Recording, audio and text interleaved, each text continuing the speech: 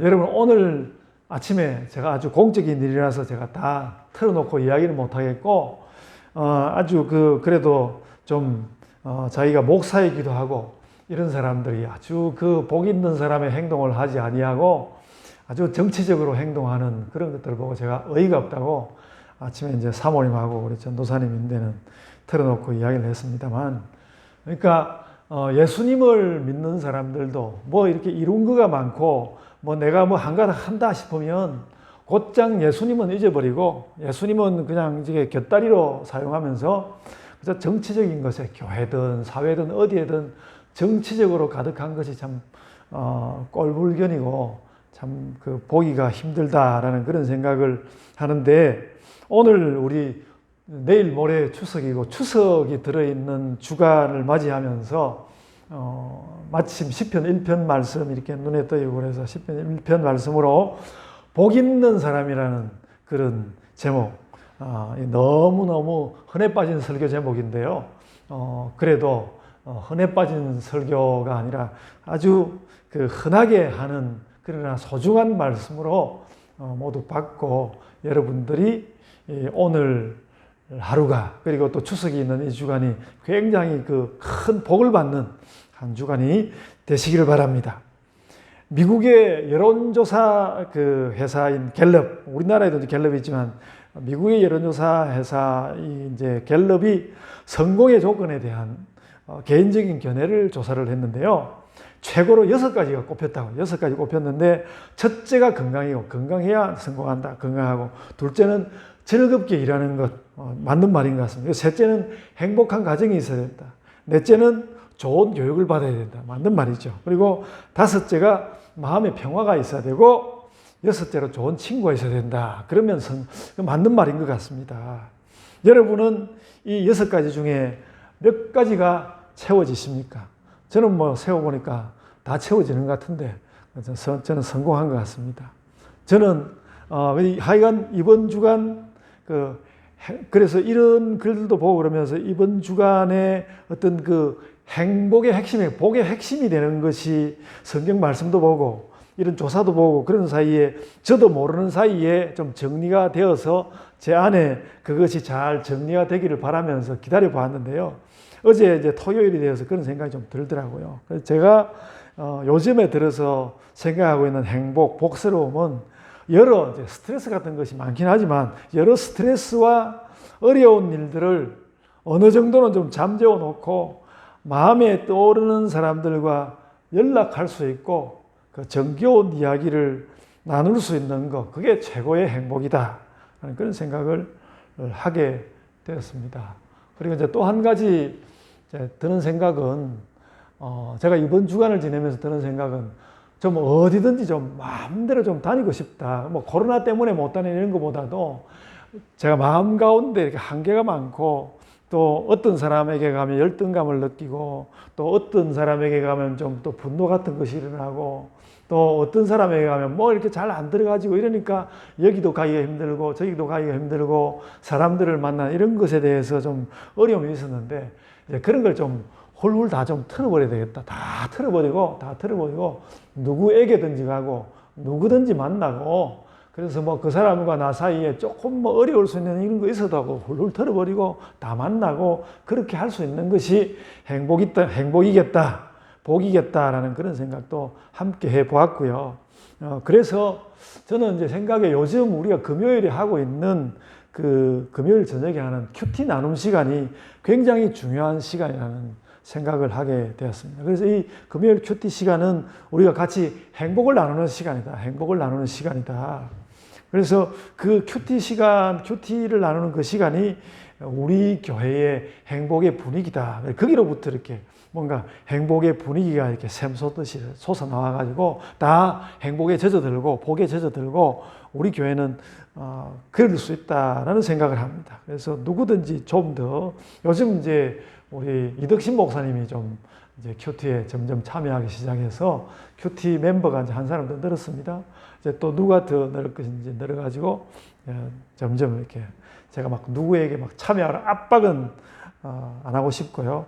어느 날 행복이 필요하면 큐티 나누는 시간에 들어오시고 그렇게 하시면 좋겠습니다. 그런 정도 감을 가지고 오늘 말씀으로 들어가려고 합니다.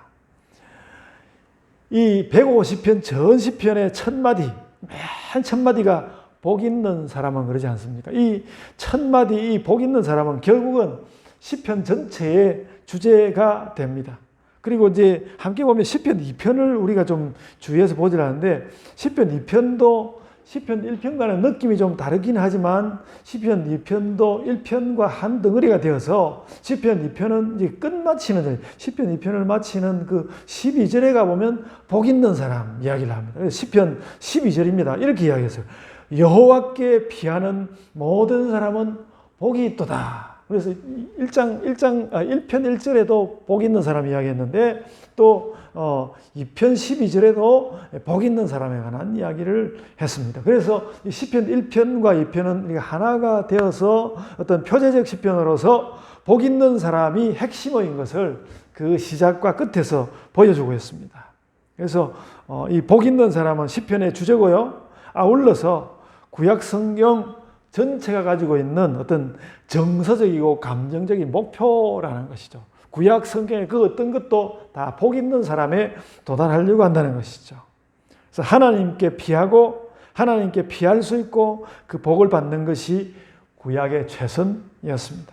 그리고 신약에 나오는 예수님의 하나님 나라 복음에도 시편에 이런 행복감 이런 것을 들어 있습니다.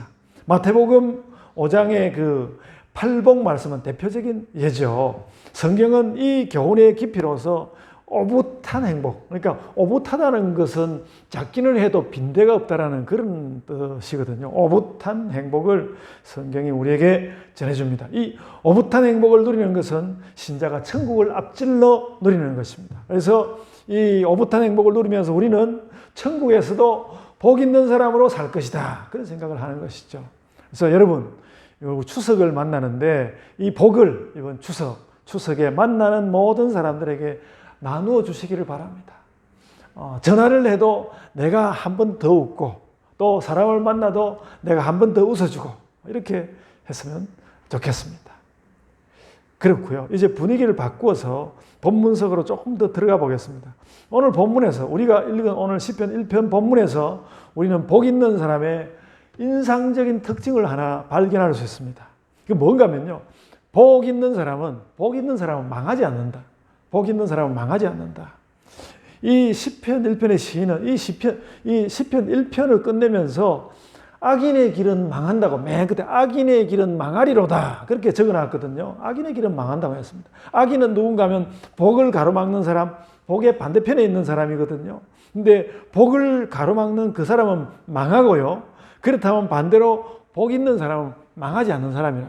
복 있는 사람은 망하지 않고 복을 가로막는 악인들은 망하리로다.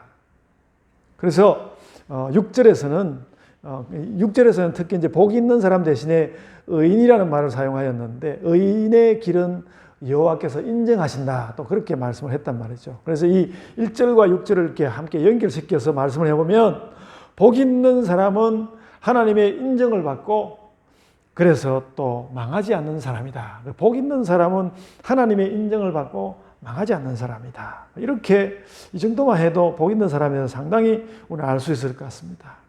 그래서 우리가 그런 복을 우리 스스로 만들어내고 또 많이 만들었으니까 남들에게 나눠주기도 하고요. 그렇게 하는 것이죠. 복 있는 사람은 복을 만들고 나눈다. 여러분, 제가 이제 금요일에 이어서 또 이제 이런 이야기인데, 관악사회복지라고 관악구에서 굉장히 특히 어르신들, 가난한 어르신들을 돕기 위해서 벌써 수십 년 이렇게 노력을 해왔는데 굉장히 좋은 단체입니다. 거기서 이제 전세를 내가지고 이제 공간을 마련하려고 하는데, 거기 다 이제 후원금 내라고 그랬는데, 제가 이사한데 저한테 전화를 안 하는 거예요. 왜 전화를 안 하지? 전화를 안 하지. 아마 우리 교회 이렇게 옮기고 난 뒤에 우리 목사님은 낼 돈이 없을 거다. 그런 생각에 전화를 안 하는 거예요. 제가 전화를 한 그 대표적인 사람에게 전화해가지고 왜 이렇게 후원금 걷으면서 나한테는 전화를 안 합니까? 그랬더니 막 웃으면서 이상하네. 왜 목사님한테 전화를 안 했지? 그래서 제가 내가 얼마 낸다. 큰 금액은 아니지만 얼마 낸다. 그러면서 큰 소리 땅땅 치고 그랬는데 우리가 교회에서 복을 만들어 가지고 사람들에게 복을 그래 나누어 줘야 돼요. 복을 나누어 줍시다. 제가 뭐 세상 사람들은 이렇게 돈으로 복을 나누지만 우리 돈 말고 다른 것으로도 복을 나누고 복을 만들어서 복을 나눕시다. 여러분, 이 망한다는 말은 현대인이 회피하는 말이지만 참 듣기 싫은 말이거든요. 현대인이 회피하는 말이지만 이 현상은 어디에나 있습니다. 미국의 라이프웨이 리서치라는 교회 조사기관이 있는데요. 이 2014년에 이 기관의 조사를 따르면 그 해에 새로운 개척교회가 4,000개, 문을 닫은 교회는 3,700교회. 그러니까 2014년에 미국에서 그 조사가 어느 정도 정밀한지는 모르겠는데 하여간 그 조사한 것은 300개 정도의 교회가 늘었다는 그런 조사를 내놨습니다. 그리고 나서 5년이 지났습니다. 그리고 나서 5년이 지나서 2019년에 다시 조사를 했는데 새로운 개척교회는 3,000개, 문을 닫은 교회는 4,500교회. 그래서 이번에는 1,500개 정도의 교회 숫자가 더 줄어들었다는 좋지 않은 통계, 기쁘지 않은 통계입니다. 여러분, 우리나라는 어떨 것 같습니까? 우리나라는 2018년 뉴스엔조이 조사에 따르자면 한국 교회의 대체적인 추세는 한 해에 1,500교회가 생기고 1,000교회가 문을 닫는다고 합니다. 그래서 500교회가 더 생기니까 일단은 좀 다행스러운데 그러나 문을 닫는 교회들을 좀 적은 교회라고 하지만 문을 닫는 교회들이 여러 가지 불행한 일들을 안고 있고요. 그 목사님이나 사모님들은 정말 너무너무 힘들어서 그 힘든 선택을 하고 이런 이야기들 기쁘지 않은 현상들입니다. 교회가 문을 닫는다고 망한다는 말을 갖다 붙이기는 어렵긴 하지만 여하간 교회도 흥하고 망하는 일을 겪으면서 우리는 이 시대를 살고 있습니다. 여러분, 도시 소상공인 통계도 가슴을 철렁하게 합니다. 요즘 우리나라 정부는요, 폐업하는 소상공인들을 200만 원 이내에서 지원하고 있는데 2019년에는 약 4,500업소를 지원을 했는데요. 4,500업소를 지원했는데 2020년 작년에는 11,500건, 그래서 전년도 대비 약 250%의 신청을 했고 그렇게 지원을 했다고 합니다. 더 많이 폐업을 했다는 것이죠. 그래서 꽤 번듯이 사업을 하던 사람이 코로나 사태에 2년 만에 자살한 사건도 신문에 보도가 되었습니다. 여러분, 대통령 선거를 앞두고 여론조사를 하면 요즘 정권을 교체해야 된다는 비율이 유지해야 된다는 비율보다 10% 이상 높다고 합니다. 정권이 사회를 전적으로 흥하게 하거나 망하게 하는 것은 아니지만 정권에 이유가 있다는 생각을 하는 사람들이 많이 있는 것 같습니다. 그래서 세상은 이런 가운데 그래도 망하지 않으려고 발버둥 치고 있습니다. 우리가 살고 있는 세상입니다. 복 있는 사람은 망하지 않는다는 그 시편 말씀을 그대로 다 적용하기는 어렵지만 이런 위험한 세상 가운데서 망하지 않고 일정한 삶을 유지하는 사람은 복 있는 사람이 맞습니다. 이 망하지 않는다는 것은 제가 가만히 생각해 보니까 현재를 유지하면서 미래의 비전도 가진다. 이게 망하지 않는 거, 흥하는 것이라는 생각이 듭니다. 그래서 우리는 늘 이 기준을 가지고 우리 교회도 돌아보고 각 가정도 돌아보고 또 각 가정의 그 생업 이런 것도 다 돌아봐야 하는 것이죠. 여러분, 우리나라 군사정권이 여러 번에 걸쳐서 있지 않았습니까? 근데 이 우리나라 군사정권의 수괴들이 빠짐없이 멸망하지 않았습니까? 빠짐없이 멸망했어요. 제가 이번에 이 설교를 준비하면서 보니까 그렇더라고요. 이 우리나라 군사정권의 수괴들이 빠짐없이 멸망한 것, 이거 보면 분명히 그 악인이 망한다는 것, 그 분명한 사례입니다만은 악인이 망한다는 말이 결코 쉽게 실현되지는 않습니다. 그래도 성경은 담백하고 분명하게 말합니다. 악인은 망한다. 악인은 망한다. 성경의 정은 명법이죠. 성경은 딱 일반적인 말로 하는 말씀이죠. 그렇듯이 복 있는 사람의 행복이 가볍고 쉽게 실현되는 것은 아니라 하더라도 그가 복을 누리고 망하지 않는 것이 하나님의 섭리입니다. 복 있는 사람은 복을 누리고 망하지 않는 것이 하나님의 섭리가 맞습니다. 그것도 하나님의 섭리로서 성경의 정은 명법입니다. 이것이 딱 옳다. 이대로만 되는 것이다. 하나님의 섭리라는 것이죠. 그래서 우리는 복 있는 사람으로서 망하지 않고 살기 위하여서 할 수 있는 노력을 다 하죠. 다 해야 합니다. 건전한 삶의 노력은 그런 것이 되어야 합니다. 그래서 우리가 당장 생존이 중요해가지고 이런 것을 막 돌보지 못하고 그런 때가 있다 할지라도 신속히 되돌아와서 복 있는 사람으로 사는 노력을 지속해야 합니다. 그것이 삶의 진정한 힘입니다. 그게 삶의 진정한 힘입니다. 우리가 죄를 용서받는다는 것도 회개한 후에 이런 복 있는 사람의 노력을 하여서 되돌아오는 것을 당연히 포함하고 있는 것이죠. 그리고 교회는 교회대로 복음의 방향을 여기에 맞춰서 조정하는 것입니다. 교회는 사람들에게 복을 나누어주는 기관이 되어야 합니다. 교회는 교회의 지체들과 이웃이 망하지 않도록 지켜주는 기관입니다. 그런 면에서 교회는 또 오늘 사람들의 일상생활을 잘 이해하는 기관이 되어야 하고 세상의 흥망성쇠에 대해서도 깊은 관심을 가져야 합니다.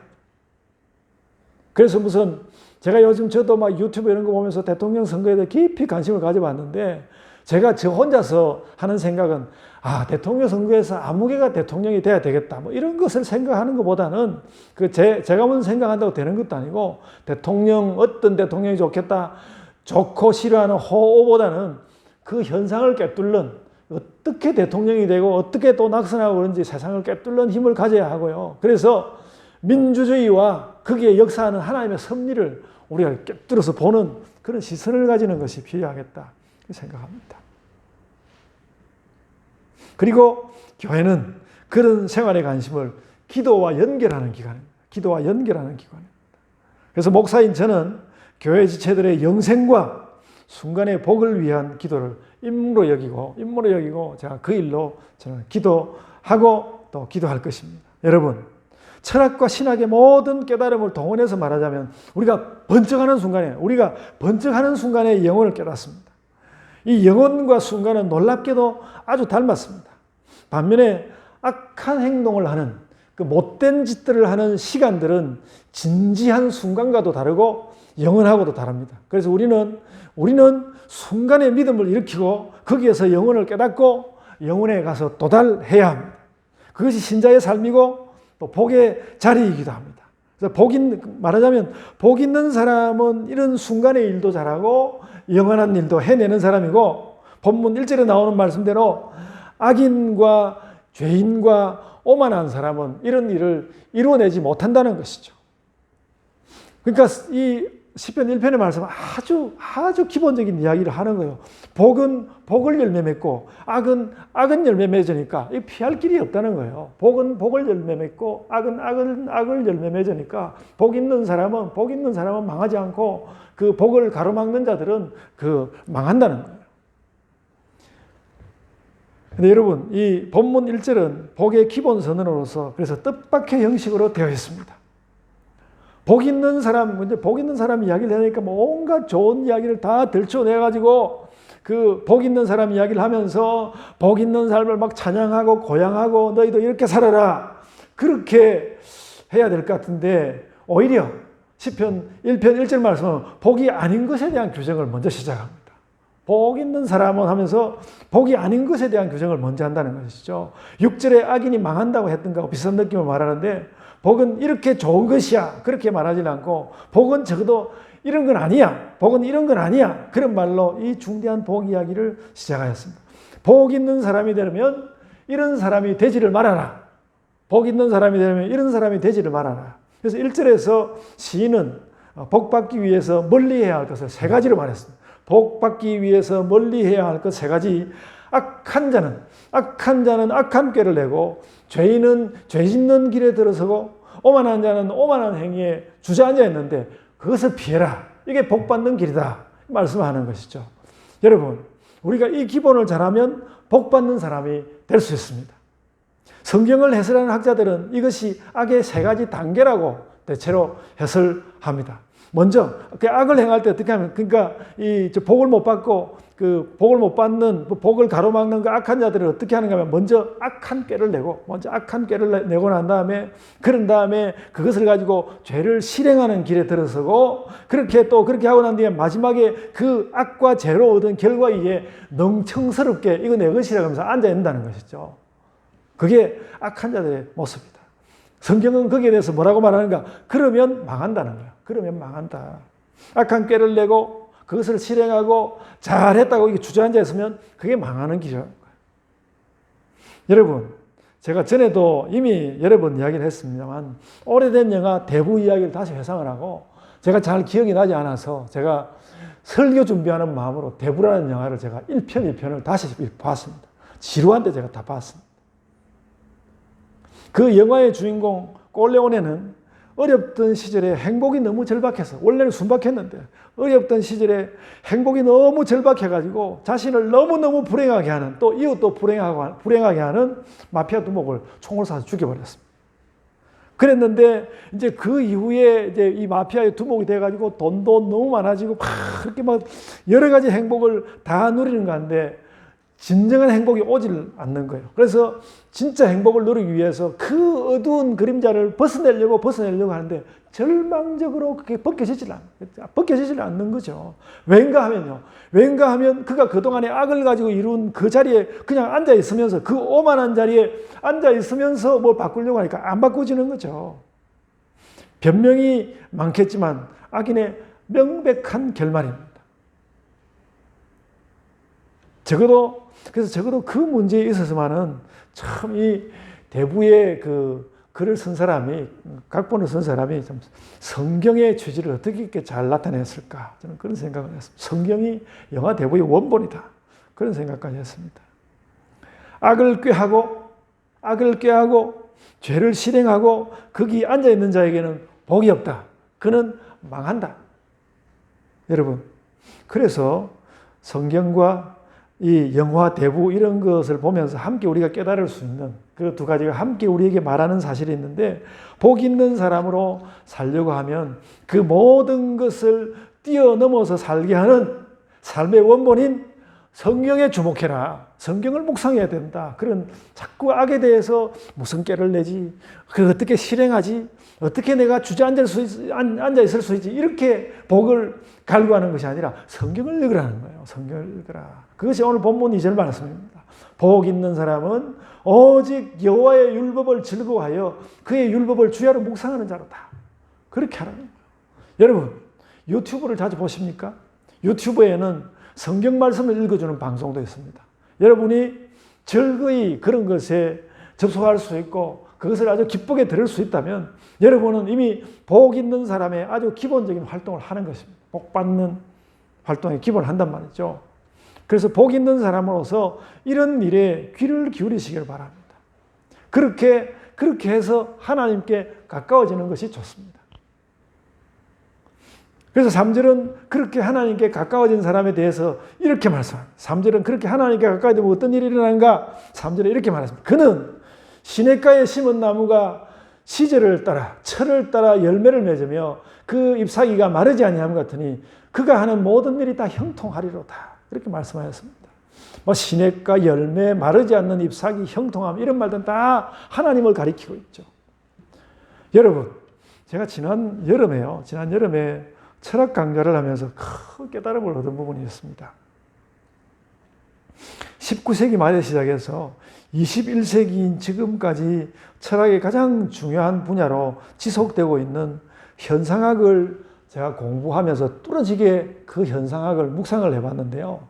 현상학의 깊은 연구가, 그 철학자들이 하는 현상학의 깊은 연구가 기도하는 일과 매우 가깝다는 것을 제가 깨달았어요. 기도하는 일과 매우 가깝다. 여러분, 현상학이라는 그 철학의 뜻은 이렇습니다. 정말 네가 세계를 알고자 하느냐? 정말 세계를 알고자 하느냐? 그렇다면 눈에 보이고 손에 만져지고 금방 알게 되는 가벼운 사실에 대하여서 눈을 닫아라. 그것을 현상학에서는 괄호치기. 괄호 속에다 집어넣어버리라. 보지 말고 괄호치기라고 부르거든요. 내 눈과 나의 의식을 현혹시키는 과학적인 것, 또 그 존재가 분명해 보이는 것, 이런 것들에 괄호를 쳐서 그런 것들이 설치지 못하게 하면 세계가 점점 그 진짜의 모습을 드러낸다. 이게 현상학이 말하는 것입니다. 그런데 여러분, 성경도 기도도 믿음도 마찬가지로 그런 이야기를 하는 거예요. 그런 이야기를 하는 것입니다.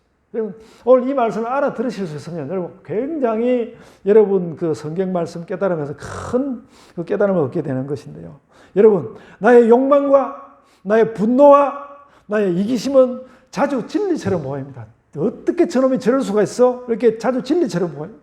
그러나 우리가 오히려 그것을 닫을 수 있다. 그것조차 닫을 수 있으면 우리는 청결한 마음을 가지고 하나님을 볼 수 있습니다. 그래서 제가 그 마태복음 5장 8절에 나오는 말씀을 그 현상학을 빗대서 크게 깨달았습니다.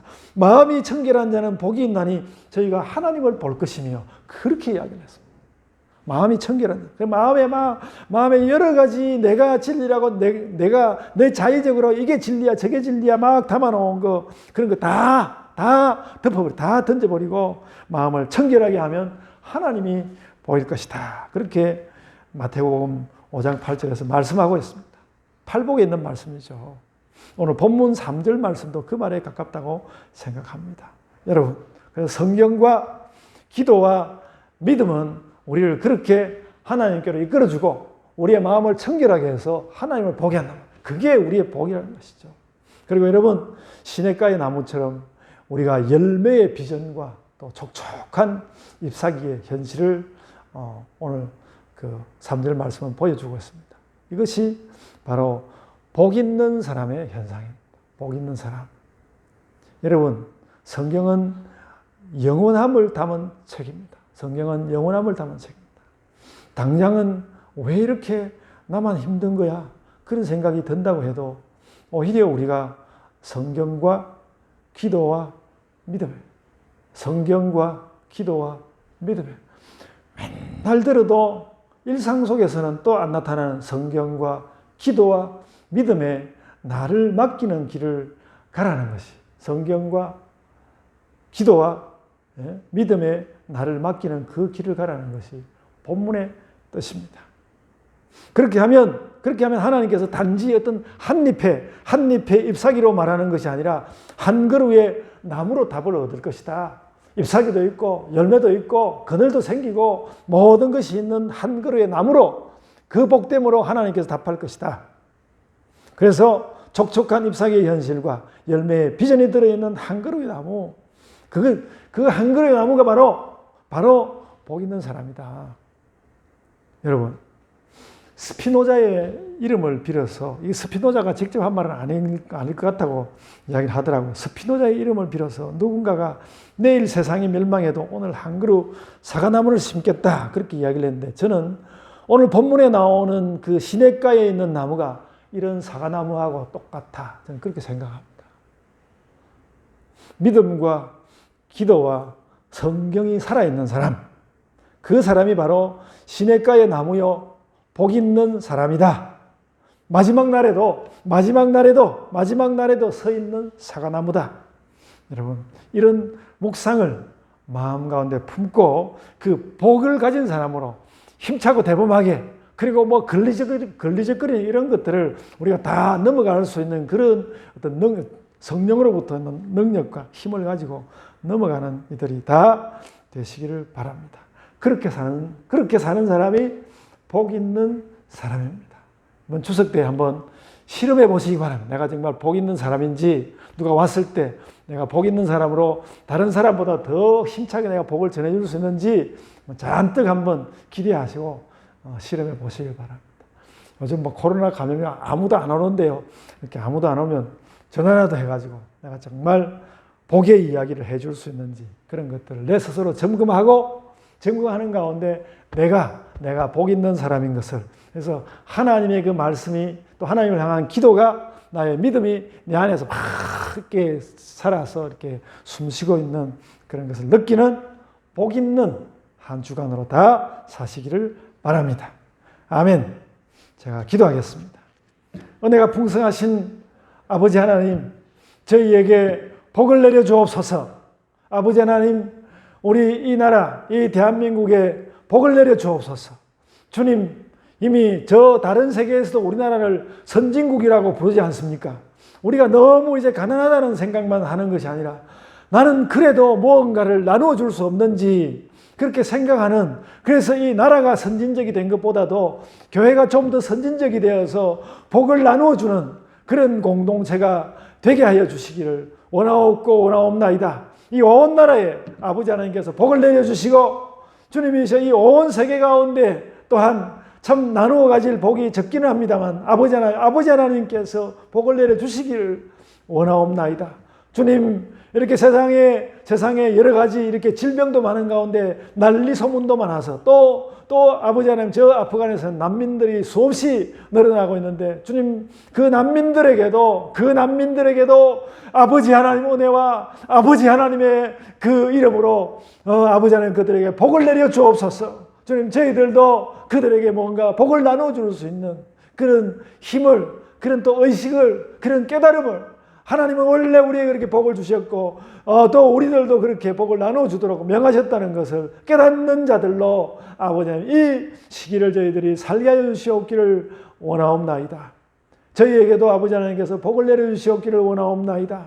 주님, 저희가 자녀들로 인하여서 기도하며 우리의 살림살이를 인하여서 기도하며 또 교회의 일들로 인하여서 기도하며 여러 가지 일들로 기도합니다. 몸이 아파서 그것으로 인하여서 가슴 아파하며 또 아버지 하나님 그 마음 가운데 슬퍼하며 기도하는 그 기도들도 아버지께서 들어주시옵기를 원하옵나이다. 주님이시여, 슬픔으로 기도할 때 그 기도가 화관이 되고 그 기도가 정말 주님 앞에서 즐거운 찬양이 될 수 있도록 아버지 하나님께서 치유도 허락하여 주시옵기를 원하옵나이다. 그 많은 복들을 아버지 하나님께서 저희에게 내려 주옵소서. 주님, 저희들 하여금 저희들을 일으켜서 내가 온 세상에 복을 나누어 주고 싶은데 너희들이 그 일을 좀 하라고, 그래서 우리를 부르신 그 예수님의 그 말씀을 따라서 주님, 저희가 복 나누는 자로 그렇게 일하겠습니다. 그렇게 살겠습니다. 저희에게도 저희도 아버지 하나님께, 아버지 하나님 아니시면 우리가 받을 수 없는 그런 복이 있어서 구하오니 그런 복들도 아버지 하나님께서 또한 채워 주옵소서. 아버지, 이렇게 복되게 살아가는 우리의 모든 복스러운 삶으로 인하여 아버지 하나님께서 영광받아 주옵소서. 감사하옵고 예수님 이름으로 기도드리옵나이다. 아멘.